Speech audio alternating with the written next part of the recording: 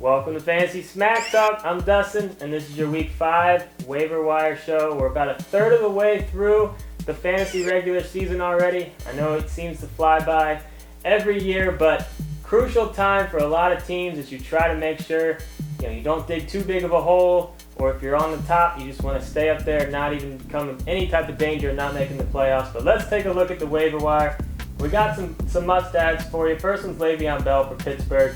You should be kicking yourself if you're in a league where he's still available and you didn't pick him up before the game started on Sunday. But at this point, you're going to have to fight to try to get him on your team. Use your number one waiver if you got it. Do whatever it takes to get this guy on your team. This guy needs to be owned in all leagues at this point. Another back that needs to be owned in all leagues, Danny Woodhead, only on 45% of leagues.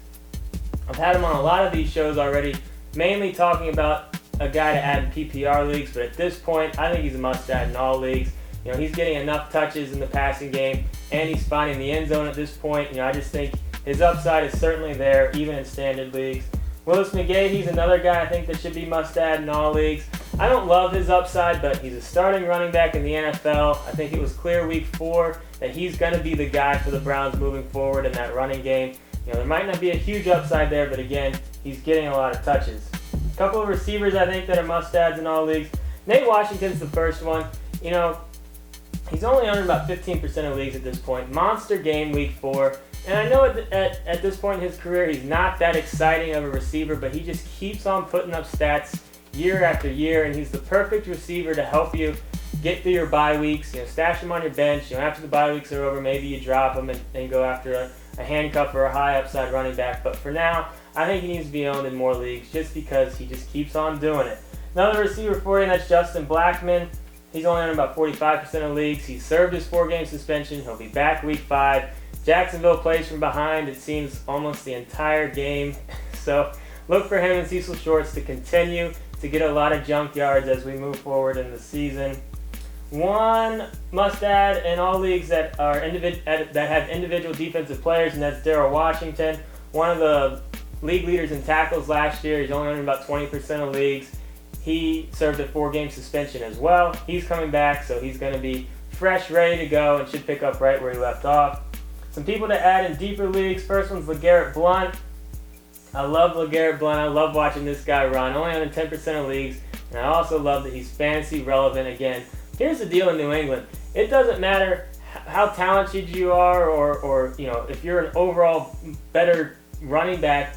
It all depends on who gives them the better chance to run the type of offense they want to run and do the plays that they want to do. And if Blount gives them that chance, it doesn't matter that Ridley had a great year last year to Belichick. The guy that's going to be out on the field is the guy that he trusts the most. And I think Blount could be making a case. I think Ridley's one fumble away or a couple of bad plays away from really losing even more carries to Blount. I think at this point, he's definitely worth an add in deeper leagues just to stash on your bench and see what happens. Rashad Jennings is another guy you might want to pick up, only on about 5% of leagues right now. McFadden and Reese both got hurt. Jennings isn't the best option in the world, but he could get a decent amount of touches week 5. Andre Ellington's a guy that I've talked about in a couple of these shows, and I still think he needs to be owned in more leagues. Mendenhall hasn't looked that great. Ellington's outplayed him. I think his touches just keep continuing to go up, and if Mendenhall were to go down, I really like Ellington's overall upside. Alshon Jeffrey's another guy with Chicago that I like, only on about 50% of leagues. He and Cutler are quickly getting more and more on the same page, and with all the attention that Marshall gets, Jeffrey's going to continue to get a lot of single coverage, and I think he's going to take advantage of it. Some pick up and play players for you. First one's Sam Bradford, only on 55% of leagues. They're playing Jacksonville. Anyone that plays Jacksonville, you got to pay attention to. Bradford started the year really hot. He's kind of cooled off the last couple of weeks, but I like a rebound for him. Week 5, I like his upside. Some pick up and play defenses for you. St. Louis going up against Jacksonville. You might see a theme there. But St. Louis's defense is already pretty decent. They're on about 50% of leagues right now. When you couple that with a matchup against Jacksonville, you got to lick your chops on that one. I think St. Louis has a decent chance on defense to put up some points. And then also the Eagles, only on 5% of leagues, going up against the Giants. I mean, it's just terrible watching the Giants' offense these days with the amount of turnovers that they have.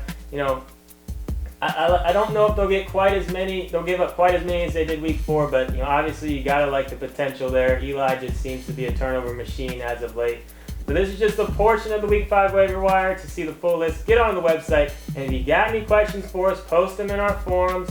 Go to our website, click on the forum tab. We got an army of experts in there answering all the ones that come through. So be sure to post them in the forums, and Brent and I will see you later this week.